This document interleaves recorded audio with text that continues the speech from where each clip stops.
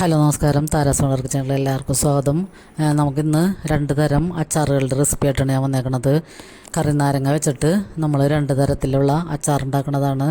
ഒരെണ്ണം വെള്ള അച്ചാറാണ് ഞാൻ ഇടുന്നത്. തീയൊന്നും കത്തിക്കാതെ നമ്മൾ പച്ചനെ തന്നെ എല്ലാം അരിഞ്ഞിട്ടിട്ട് അത് പച്ചനെ തന്നെ ഇടുന്നതാണ്. അപ്പോൾ ഈ 2 കറിനാരങ്ങയാണ് ഞാൻ രണ്ടിനും കൂടി എടുത്തേക്കണത്. അപ്പോൾ ഒരെണ്ണം നമുക്ക് പച്ചമുളകും വെളുത്തുള്ളിയൊക്കെ വഴച്ചിട്ട് ചേർക്കണത്, ഒരെണ്ണം വെള്ളയ്ക്ക് ഇടുന്നത് അച്ചാറാണ്. അപ്പോൾ ഈ 2 നാരങ്ങ നമുക്ക് കട്ട് ചെയ്തെടുക്കാം.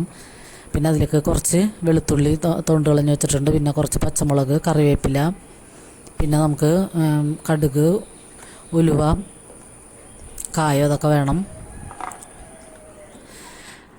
അപ്പോൾ നമുക്ക് ആദ്യം ഞാനിതിൻ്റെ തൊലിയൊക്കെ, നാരങ്ങയുടെ തൊലിയൊക്കെ കളഞ്ഞിട്ടുണ്ട്. കട്ട് ചെയ്ത് കളഞ്ഞ് തൊലിയൊക്കെ ഇച്ചിരി വാടിയ പോലെ തോന്നി കാരണം തൊലിയൊക്കെ കളഞ്ഞിട്ടാണ് ഞാൻ ഇതൊക്കെ അരിഞ്ഞെടുക്കണത്. അപ്പോൾ നമുക്ക് ആദ്യം വെള്ളക്കിടുന്ന അച്ചാർ നോക്കാം. അപ്പോൾ അതിനുവേണ്ടി ആ ചെറിയ നാരങ്ങ എടുത്തിട്ട് ഞാൻ തൊലിയൊക്കെ കളഞ്ഞ് അരിഞ്ഞ് അതിലേക്ക് കുറച്ച് ഉപ്പും കൂടി ഇട്ട് വെച്ചിട്ടുണ്ട്. പിന്നെ അതിലേക്ക് ആവശ്യമുള്ള കുറച്ച് വെളുത്തുള്ളി എടുത്തിട്ട് അതൊന്ന് ചെറുതാക്കി അരിഞ്ഞെടുത്തിട്ടുണ്ട്. പിന്നെ 3-4 പച്ചമുളക്, കറിവേപ്പില, പിന്നെ നമുക്ക് വിനാഗിരി ആവശ്യമുണ്ട്. അപ്പോൾ ആദ്യം നമുക്ക് ഈ നാരങ്ങ ഉപ്പിട്ടിട്ടൊന്ന് നന്നായിട്ട് മിക്സ് ചെയ്ത് കൊടുക്കാം. അതിന് ശേഷം നമുക്ക് പച്ചമുളകും വെളുത്തുള്ളി, കറിവേപ്പിലയും കൂടി ഇട്ടിട്ട് നന്നായിട്ട് മിക്സ് ചെയ്യാം. മിക്സ് ചെയ്തതിന് ശേഷം നമുക്ക് അതിലേക്ക് ആവശ്യമുള്ള വിനാഗിരി ഒഴിച്ചു കൊടുക്കാം. വിനാഗിരി ഒഴിച്ചിട്ട് നമുക്ക് പിന്നെ ഇതിലേക്ക് കുറച്ച് തിളപ്പിച്ചാറിയ വെള്ളം കൂടി ഞാൻ ചേർക്കുന്നുണ്ട്. പിന്നെ പാകത്തിന് ഉപ്പ് നമുക്ക് നോക്കിയിട്ട് അതിനനുസരിച്ച് ഉപ്പ് ചേർത്ത് കൊടുക്കണം. പിന്നെ ഇതിലേക്ക് 1 ടീസ്പൂൺ പഞ്ചസാരയും കൂടി ചേർത്ത് കഴിഞ്ഞാൽ ഇതിൻ്റെ മിക്സിങ് റെഡിയായി. എന്നിട്ടൊന്ന് നന്നായിട്ട് മിക്സ് ചെയ്തതിന് ശേഷം നമുക്കത് മാറ്റി വെക്കാം. അപ്പം ഈ വെള്ളച്ചാർ നല്ല ടേസ്റ്റാണ് കൂട്ടാൻ. ഇത് നമുക്ക് കഞ്ഞിയുടെ കൂടെയും ചൂട് ചോറിൻ്റെ കൂടെയൊക്കെ കഴിക്കാൻ നല്ല ടേസ്റ്റാണ്. അപ്പോൾ ഇതിൽ പഞ്ചസാരയും കൂടി പഞ്ചസാര കൂടിപ്പോയി 1 ടീസ്പൂൺ മാത്രം ചേർക്കാൻ പാടുള്ളൂ. പഞ്ചസാരയും പിന്നെ മുളകിൻ്റെ എരിവും എല്ലാം കൂടി, കയ്പ്പ് രസവും എല്ലാം കൂടിയിട്ട് നല്ല ടേസ്റ്റാണ് ഇതിന്. ഇതിൻ്റെ ചാറൊന്ന് കഴിക്കുമ്പോൾ തന്നെ നമുക്ക് നല്ല ടേസ്റ്റ് തോന്നും. അപ്പോൾ നമുക്കത് ഇങ്ങനെ പച്ചനെ തന്നെ ഇട്ടിട്ട് വേറൊരു ഗ്ലാസ് ബോട്ടിലേക്ക് മാറ്റാം.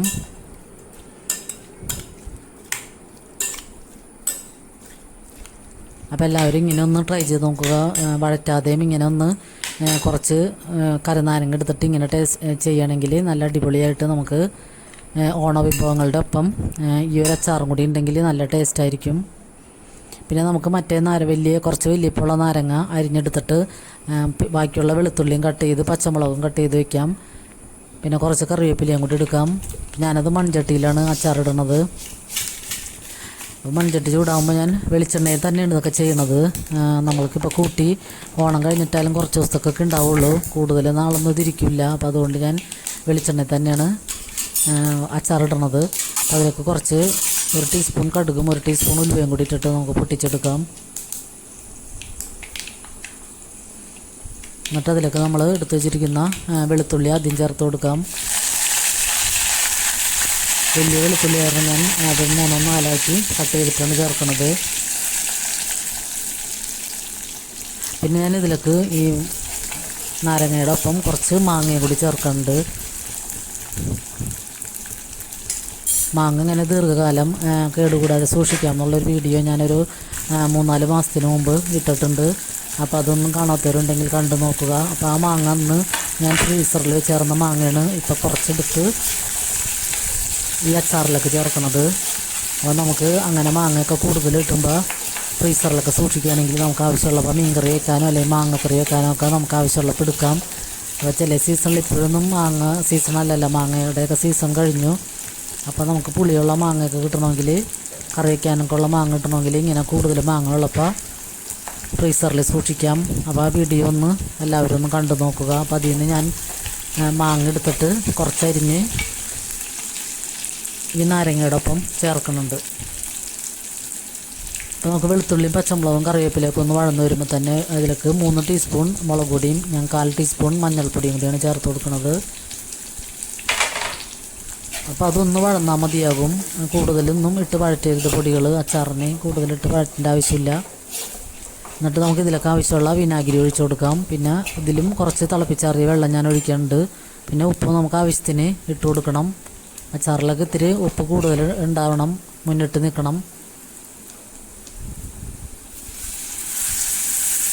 അപ്പോൾ വിനാഗിരി ഒഴിക്കുമ്പോഴാണ് ഈ നാരങ്ങയുടെ കയ്പും എല്ലാം കൂടി ഒന്ന് ബാലൻസ് ആവുള്ളൂ. എന്നിട്ട് നമുക്ക് ഈ ഗ്രേവി ഒന്ന് തിളച്ച് വരുമ്പോൾ തന്നെ നമുക്ക് എടുത്ത് വെച്ചിരിക്കുന്ന മാങ്ങ ഞാൻ കുറച്ച് കട്ട് ചെയ്ത് വെച്ചിട്ടുണ്ട്, അത് ചേർത്ത് കൊടുക്കാം. അപ്പോൾ മാങ്ങ ഒന്ന് വാടി നിന്നിട്ട് നമുക്കത് ഫ്ലെയിം ഓഫ് ചെയ്തിട്ട് വേണം നാരങ്ങ ഇട്ട് കൊടുക്കാൻ. ചൂട് ഒരല്പം കുറഞ്ഞതിന് ശേഷമാണ് നാരങ്ങ ഇടാൻ പാടുള്ളൂ, അല്ലെങ്കിൽ അതിൻ്റെ കയ്പ്പ് രസം കൂടുതലും മുന്നിട്ട് നിൽക്കും. ഇതിൽ നമുക്ക് പഞ്ചസാരയൊന്നും ചേർക്കേണ്ട ആവശ്യമില്ല. ഇതിൽ മുളക് പൊടിയും മഞ്ഞൾപ്പൊടിയൊക്കെ ചേർത്തേക്കണ കാരണം തന്നെ നല്ലോണം എരിവൊക്കെ ഉള്ള കാരണം ഇതിൻ്റെ രസമൊക്കെ ബാലൻസ് ചെയ്തോളും.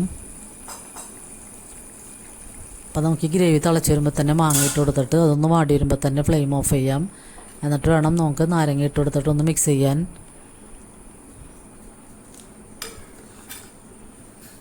അപ്പോൾ എല്ലാവരുടെയും ഓണവിഭവങ്ങളൊക്കെ ചെറിയ കറികളൊക്കെ റെഡി ആയിട്ടുണ്ടാവുമെന്ന് വിശ്വസിക്കുന്നു. ഇഞ്ചിക്കറി, പുളിയിഞ്ചി, അതുപോലെ അച്ചാറുകൾ, മാങ്ങച്ചാറ്, പിന്നെ നാരങ്ങ കറി, കറി നാരങ്ങ വെച്ചിട്ട് കറി ഉണ്ടാക്കാറുണ്ട്. അപ്പം അങ്ങനത്തെ ചെറുകറികളും അച്ചാറുകളൊക്കെ എല്ലാവരുടെയും റെഡി ആയിട്ടുണ്ടാകും. പിന്നെ നേരത്തെ തന്നെ എല്ലാവരും കാളനും ഒക്കെ ഉണ്ടാക്കി വെക്കണ ചില ദിവസങ്ങളുണ്ടല്ലോ, അതൊന്നും എനിക്ക് കൃത്യമായിട്ട് അറിയാൻ പാടില്ല.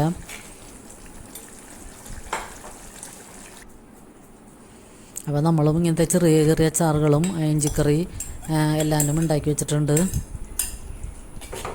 അപ്പോൾ എല്ലാവരുടെയും ഓണസദ്യയൊക്കെ കാണാൻ ഞാൻ വെയിറ്റ് ചെയ്യണം. അപ്പോൾ എല്ലാവരുടെയും സപ്പോർട്ടിന് ഒരുപാട് നന്ദിയുണ്ട്. അപ്പോൾ വീഡിയോ എല്ലാവരും സ്കിപ്പ് ചെയ്യാതെ കാണണം. അപ്പോൾ ലൈക്ക് ബട്ടൺ കൂടിയും അമർത്താൻ ആരും മറക്കരുത്. പിന്നെ സബ്സ്ക്രൈബ് ചെയ്യാതെ കാണുന്നവരുണ്ടെങ്കിൽ പ്ലീസ് ഒന്ന് സബ്സ്ക്രൈബ് ചെയ്ത് സപ്പോർട്ട് ചെയ്യണേ. നിങ്ങളുടെയൊക്കെ സപ്പോർട്ട് ഉണ്ടെങ്കിലാണ് ഈ ചെറിയ ചാനലിൽ മുന്നോട്ട് കൊണ്ടുപോകാൻ സാധിക്കുകയുള്ളൂ. അപ്പോൾ നമ്മുടെ കറിനാരങ്ങ മാങ്ങ അച്ചാർ ഇവിടെ റെഡിയാണ്. അപ്പോൾ മാങ്ങയും കൂടി ഇടുമ്പോഴും ആയാലും നാരങ്ങയുടെ ടേസ്റ്റോടുകൂടി അത് ബാലൻസ് ചെയ്ത് പോയിക്കൊള്ളും. അപ്പോൾ ഇത് ഇരുന്ന് കുറച്ച് നേരം കഴിയുമ്പോഴാണ് ഈ ഇതിൻ്റെ മുളക് പൊടിയുടെയൊക്കെ കളറെല്ലാത്തിലും പിടിച്ച് ഗ്രേവിയൊക്കെ ഒന്ന് പറ്റുള്ളൂ. അപ്പോൾ ഈ രണ്ടച്ചാറുകൾ നമുക്ക് ചൂടാറിയതിന് ശേഷം ചില്ലിൻ്റെ ബോട്ടിലാക്കി ഫ്രിഡ്ജിൽ സൂക്ഷിക്കാം. അപ്പോൾ ഈ ഓണക്കാലത്തൊക്കെ ഇടുന്ന ഇത്തരം അച്ചാറുകളൊക്കെ നമുക്ക് കുറേ നാളൊക്കെ ഉപയോഗിക്കാൻ പറ്റും. അപ്പോൾ നമുക്ക് ഓണമായിട്ട് എല്ലാം ഉണ്ടാക്കുകയും ചെയ്യാം, പിന്നെ കുറേ നാൾ ഉപയോഗിക്കുകയും ചെയ്യാം. അപ്പോൾ നമുക്ക് ചൂടാറാൻ വേണ്ടി ഇങ്ങനത്തെ ഒരു ചിൽ പാത്രത്തിൽ മാറ്റി വെച്ചതിന് ശേഷം നമുക്ക് പിറ്റേ ദിവസം രാത്രി മുഴുവൻ ഇരുന്നിട്ട് പിറ്റേ ദിവസമായാലും ഗ്ലാസ് ബോട്ടിലൊക്കെ മാറ്റി ഫ്രിഡ്ജിൽ സൂക്ഷിച്ചാൽ മതി. ഞാനിപ്പോൾ അങ്ങനെയാണ് ചെയ്യണത്. രാത്രി മുഴുവനും ഇതിങ്ങനെ അടച്ചു വെച്ചിട്ട് രാവിലെയാണ് ബോട്ടിലാക്കി ഫ്രിഡ്ജിലോട്ട് എടുത്ത് വയ്ക്കണത്. അപ്പം നമ്മുടെ വെള്ള അച്ചാറും ചുമന്ന അച്ചാറും ഇവിടെ റെഡിയാണ്. അപ്പോൾ കറിനാരങ്ങയൊക്കെ ഉണ്ടെങ്കിൽ ഇങ്ങനെ എല്ലാവരും ഒന്ന് അച്ചാറിട്ട് നോക്കുക. ഈ വെള്ളച്ചാർ ഒരു പ്രത്യേക ടേസ്റ്റാണ്, നല്ല ടേസ്റ്റാണ് ഇതിൻ്റെ ഗ്രേവിക്കൊക്കെ. പിന്നെ ഇത് വെളുത്തുള്ളിയൊക്കെ ആയാലും അത് കിടന്നിങ്ങനെ അതിൻ്റെ ഉള്ളിൽ കിടന്ന് നല്ലോണം വാടി കിട്ടും.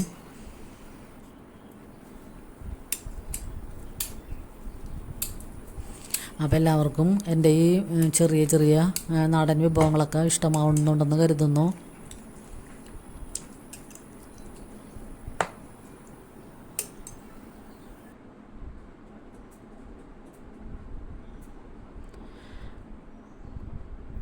അപ്പോൾ ലൈക്ക് ചെയ്യണവർക്കും കമൻറ്റ് ചെയ്യണവർക്കൊക്കെ ഒത്തിരി നന്ദിയുണ്ട്.